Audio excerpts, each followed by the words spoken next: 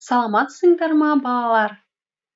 Бүгінгі сабағымыздың тақырыбы сөйлеу түрлері. Сабағымыздың мақсаты мәтін мазмұны бойынша пікір білдіруге бағытталған сұрақтар құрастырып, жауап беруді үйренесің. Оқушылар, суреттерге назарымызды аударайық. Бұл суреттер сөйлеудің қай түріне жатады? Жасап болсақ, жұмысымызды тексерейік. Дастархан басындағы әңгіме ауызша тілде сөйлеу. Сынып алдында сабақ айту ауызша тілде сөйлеу. Компьютермен мақала жазу жазбаша тілде сөйлеу. Анасы мен баласының әңгімелесуі ауызша тілде сөйлеу. Ақ параққа хат жазу жазбаша тілде сөйлеу. Жарайсыздар, оқушылар. Ауызша және жазбаша тілде сөйлеуге болатынын есімізге түсірдік. Ендеше 6-шы жаттығуды орындайық. Сөйлемдерді мұқият тыңда.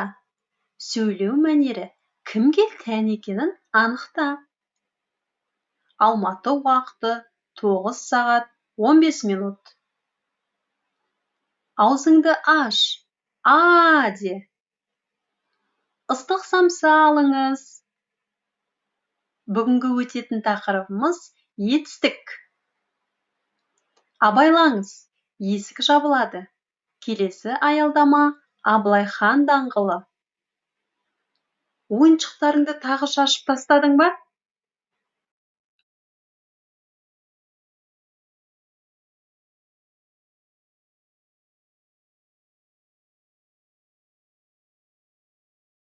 Ал енді 7-ші жаттығу. Мәтінді тыңдап, тапсырманы орында. Самат ауылдағы атасы мен әжесін қатты сағынды. Сол сағынышын тілі жеткенше айтып, хат жазбақ болды. Кешкі тамағын ішіп болған соң, біраз уақыт теледидарды көрді де, өз бөлмесіне кірді. Тор көз дәптерден 2 парақ жыртып алды. Ақ қағаздың басына сәлем хат деп жазып қойды да, әрі қарай өз ойын, жай күйін әңгімеледі. Сәлем хат. Хәлдеріңіз қалай? Ата, әже, ауырмай, сырқамай жүрсіздер ме? Көкем жұмысын істеп жатыр ма? Біз де аман саумыз. Оқушылар, хатты әрі қарай жалғастырып жазыңыз.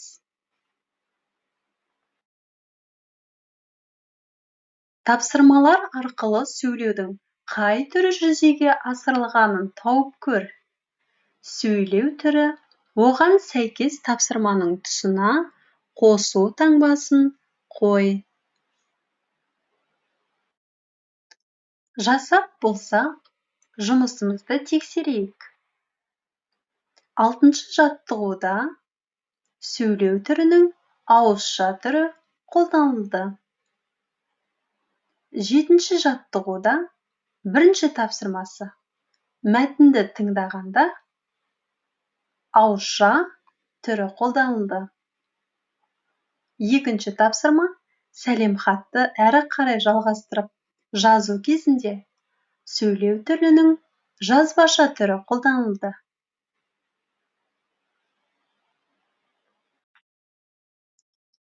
Оқушылар, келесі тапсырманы орындап көрейік. Бірінші бағандағы сөйлемдердің жалғасын екінші бағаннан тауып, сәйкестендіріп жазыңыз.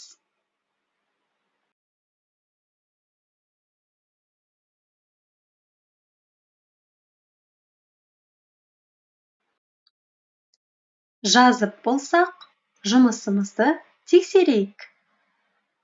Мемлекеттік тіл қазақ тілі. Ауызша тіл адамдардың бір-бірімен сөйлесу құралы. өнер алды қызыл тіл.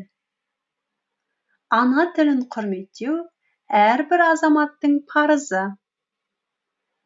Жазбаша тіл қағазға жазылып берілетін ой, хабар. Жарайсыздар оқушылар, сіздер барлығын дұрыс орындадыңыздар. Сурет бойынша күзде не болатынын әңгімеле, не болмайтынын айт. Әңгімелеу үшін сөйлеудің қай түрін қолданасың? Сурет бойынша 3 сұрақ жаз.